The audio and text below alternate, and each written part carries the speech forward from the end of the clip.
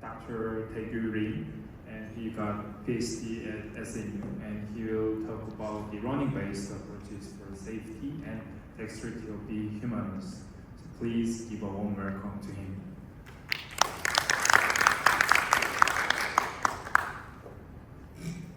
Good afternoon, everyone. I am Taegyu and a principal engineer at ROBROS. ROBROS is AI and humanoid company. I graduated this February studying under Professor Jae Park at Seoul National University.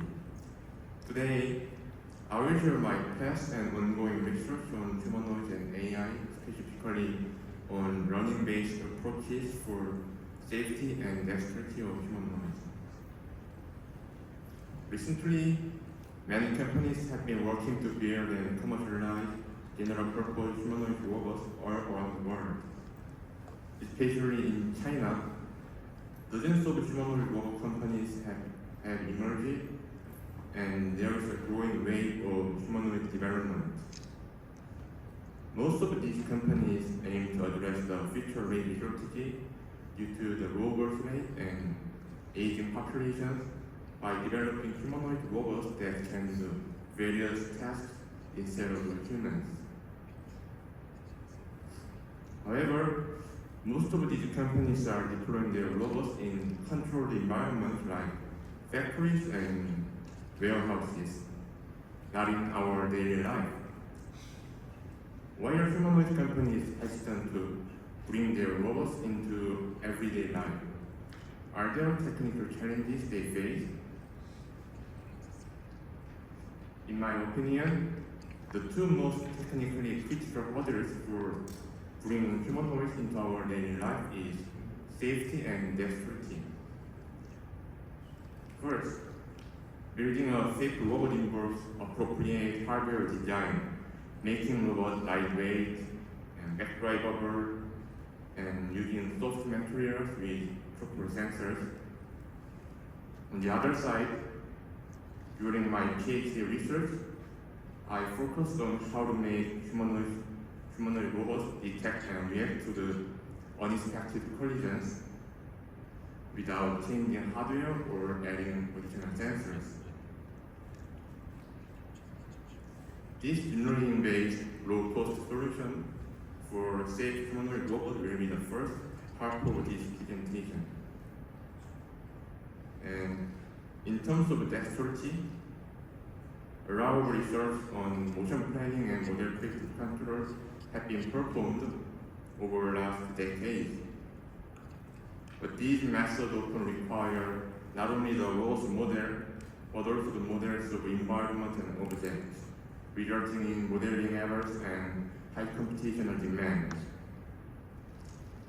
Recently, imitation learning and reinforcement learning have shown promising results on neural manipulation, which I will discuss in the second half of this presentation. Humanoid form factor is ideal for working in human-centric environments, so they must be operated safely, sharing workspace with humans. However, there has been few research on collision handling methods for humanoids against unexpected collisions that might happen during manipulation or locomotion. One common method for estimating external torque on robots is using momentum observer, called MOB. MOB can estimate external torques acting on the robot without additional sensors and only based on the robot's dynamics and measure torques and joint position and velocities. The advantage of MOB is that it costs almost zero and provides an estimate of external torque in the whole body joint. However, like or model-based methods, the accuracy of MOB can decrease due to the model uncertainties, and this low precision leads to the slower collision detection. Therefore, previously it was difficult for humanoids to detect collision sensitively without hardware sensors due to the model uncertainty. To resolve the model uncertainty problem, I propose MOBNet that can estimate pure external torques without using additional hardware sensors. MOBNet learns model uncertainty torques from the output of the MOB and subtracts the learned model uncertainties from the MOB output and at the inference step. And this enables the estimation of pure external torques.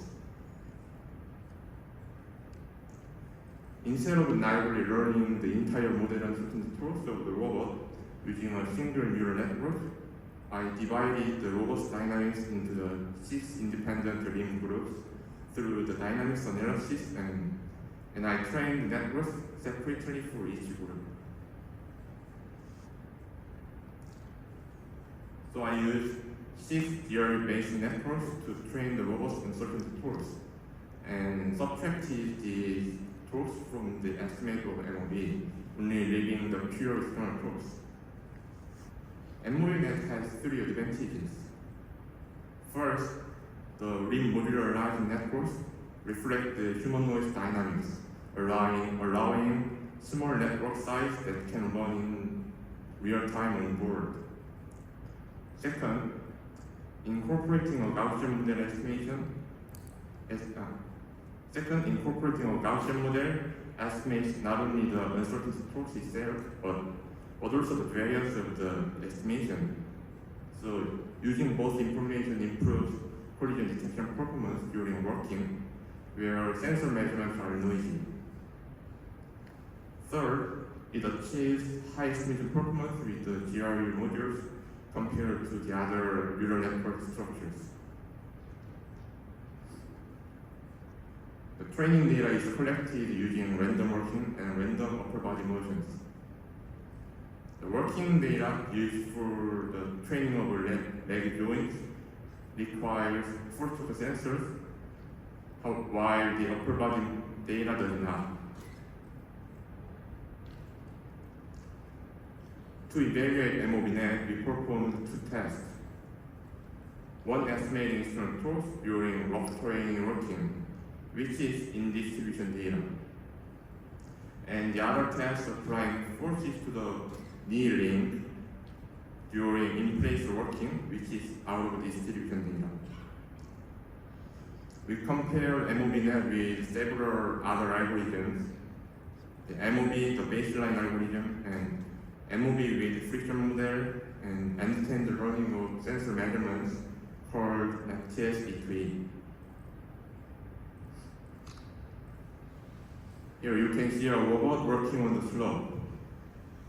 The blue line represents external torques on the left leg measured by force to sensor.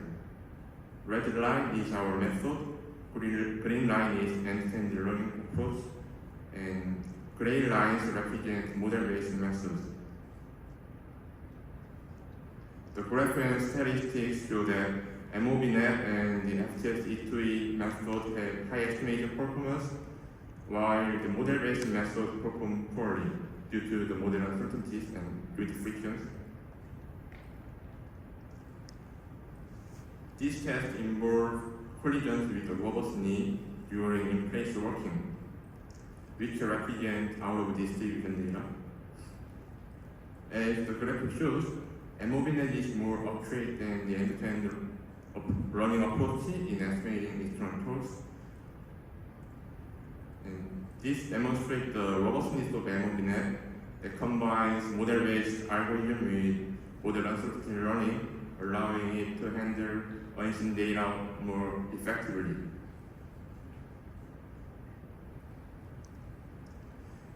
I applied MOBNet's precise external torque estimation performance to 3 applications. The first application is bipedal working control. For stable working, accurate contact wrench control is essential. So I compared 3 different contact wrench control methods. In the first left video, contact wrench feedback control is not used, resulting in unstable working, In the middle video, the robot works stably with contact lens feedback control, which is a common approach for such robots with high gear ratio actuators. And in the right video, MOB that enables stable working without additional sensors, achieving sensor level performance. This is the error of the capture point tracking. So using MOBNet, you can make the robot work without full focus sensors, so it will decrease the cost of the robot.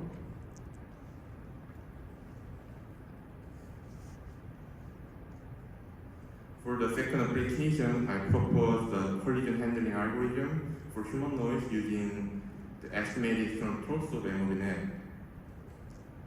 5 collision handling scenarios are presented to show that our method can handle various collision situations that may happen in the real environment. Thanks to the upgraded external torque estimation, the humanoid robot can detect and react to the collisions on any links using a single algorithm. The collision handling method can be implemented seamlessly in the previously implemented working controller.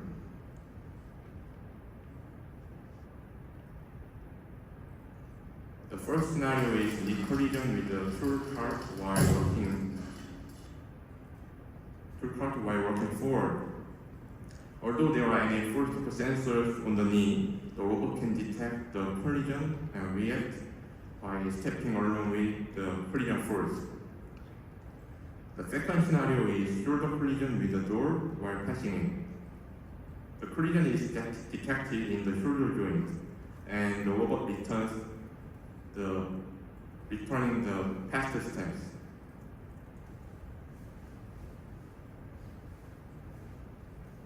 The third scenario is foot collision with the heavy obstacle while working forward carrying a big box. And even the collision direction is not aligned with the working direction, the robot avoids additional collisions by working away along the direction of the impact. And at the last scenario, the humanoid robot can detect a collision while standing still and step back along the direction of the collision force.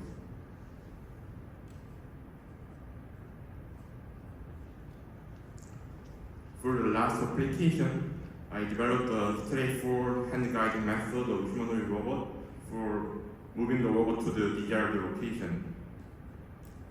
Using the MOBNet, the interaction force between the robot and a human can be estimated, and the robot is commanded to work along the interaction force. Therefore, any person can move a humanoid robot intuitively using their hands. And through the user study, we found that physical hand guiding method takes less time to move a humanoid robot than using a joystick by 25%.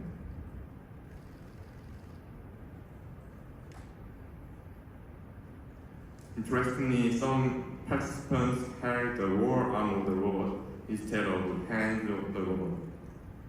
This is possible because MOBNet can estimate the external torque on the all joints of the robot, and the hand guiding algorithm transforms the external torque to the interaction forces in the Cartesian space and commands the desired velocity. Until now, I have wrapped my PhD research, and after graduation, I joined ROBROS and began research on Dexterity to make humanoid robots more useful. This video shows a barista performing coffee-making tasks, which robots cannot yet match in terms of speed and precision. So my research aimed to answer the question: how can we enable robots to perform such dual manipulation tasks at a human level? I think imitation learning has potential to solve this problem. Imitation learning, also known as behavior cloning, uses expert data to teach the robots how to perform tasks. Its advantages include simplicity and stability of learning and requires fewer data compared to the reinforcement learning. However, imitation learning also has limitations such as mode collapse and performance decrease in the unvisited states due to the compounding errors, and collecting data in the real world costs a lot. Recently, two key algorithms, diffusion polish and action chunking transformers, have addressed these limitations by incorporating generative AI techniques and action chunking. Gen AI enables modeling humans' multimodal behavior, and action chunking enhances consistency between current and future actions, improving imitation learning's robustness. Additionally, various data collection systems of neural manipulation have been introduced for more efficient and effective data collection. Based on these achievements, I developed an autonomous neural manipulation system. The target task is to sort two different colored blocks into corresponding color boxes. This is a long-writing task taking about 90 seconds to complete and requires precise control to press and hand over the blocks. We use two commercial covers with 3D printed soft gripper, 3 low-cost stereo cameras, and a remote control system based on the reference research. And for the teleoperation, the operational space velocity control is used at 100 Hz. We collected 900 demonstrations from 3 operators, randomizing block pose, boxes pose, robust initial pose, the number of blocks, and light conditions to ensure the robustness of the network. We also collected safety data to ensure the robot will stop if a human enters the robot's workspace. The ACT algorithm is adapted for imitation learning with readiness 34 and transformers. The observation includes a sequence of robots and detectors poses, gripper positions, and images, while the action sequence comprises of the robots and detector poses and gripper positions. The training was computationally expensive, requiring a week on a GPU server with 8 RTX 4090s. This video demonstrates robots performing the block sorting task autonomously using a trained imitation learning network. In the video, the robot initially fails to grasp a block but can correct the error using visual feedback in real time. Even in low light conditions, the robot can execute the task reliably thanks to the data collected in the similar low light conditions.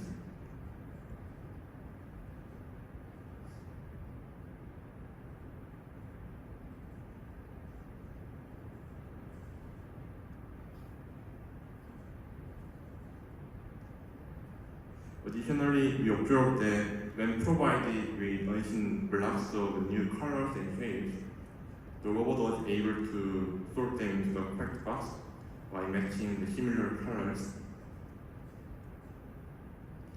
And even when interrupted by a human, the robot adjusts its actions using visual feedback and successfully completes the task at the end.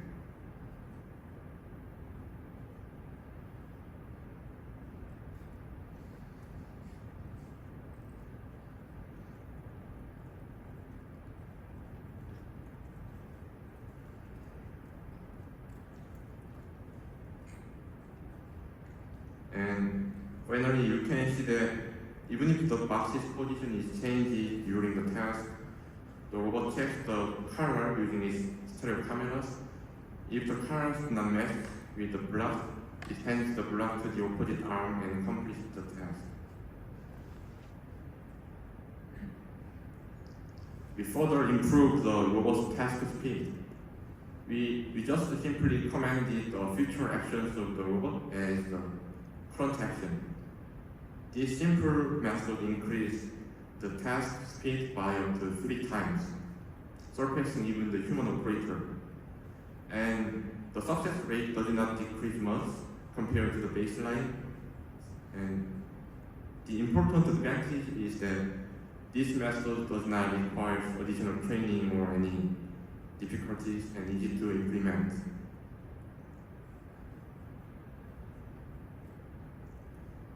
Through imitation learning research, I got several key insights.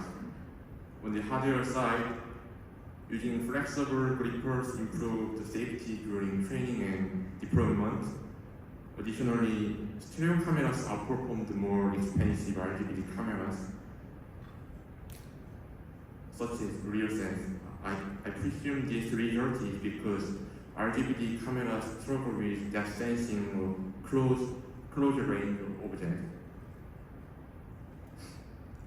From the running perspective, 5 lessons stand out. First, data quality is crucial for performance. Collecting diverse and task-specific data solves most issues, and adding predictive data in erroneous conditions improves the robot's behavior. And second and third, the performance improved with longer training and larger networks, but this increased the cost and reduces real-time efficiency, so which requires a balance between the performance and the cost.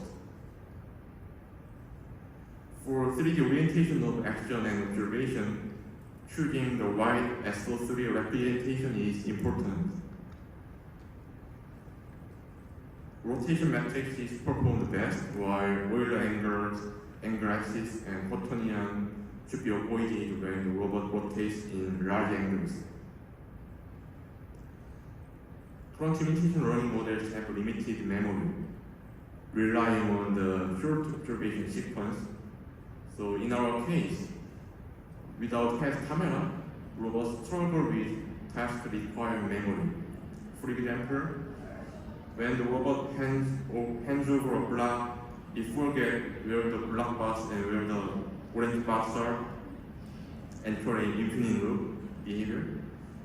So in this case, we added a head camera to resolve this issue because the head camera already sees the entire workspace. But the future research will focus on incorporating memory mechanisms in the network to handle more complex and longer tasks better.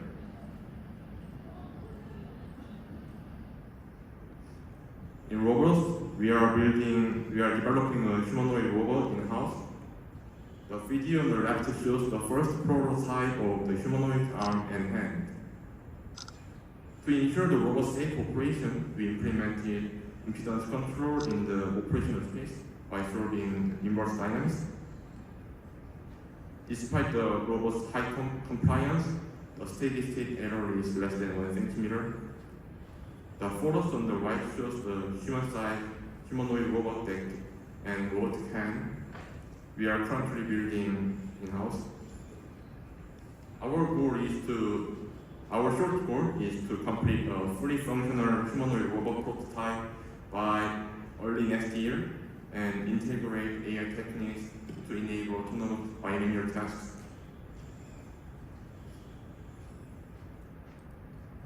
And our vision is to automate the service industry, such as cafes and stores, using these humanoid robots to fill the labor gap. As shown in the picture, we plan to initially deploy fully teleoperated humanoid robots into the real cafe, providing actual services in the real-world environment.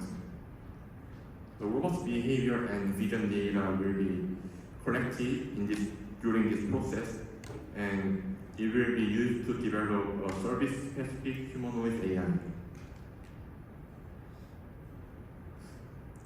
After sufficient AI training over time, we plan to shift from the teleoperation stage to a supervised autonomous stage where a single operator supervises multiple robots, and instead of manually controlling every single robot, this operator will monitor them and intervene remotely only when a robot makes a mistake or struggle with a task.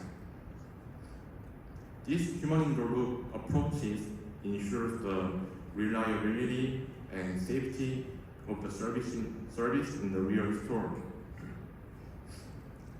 Additionally, the collected data from the corner cases will continuously improve the robust AI capabilities.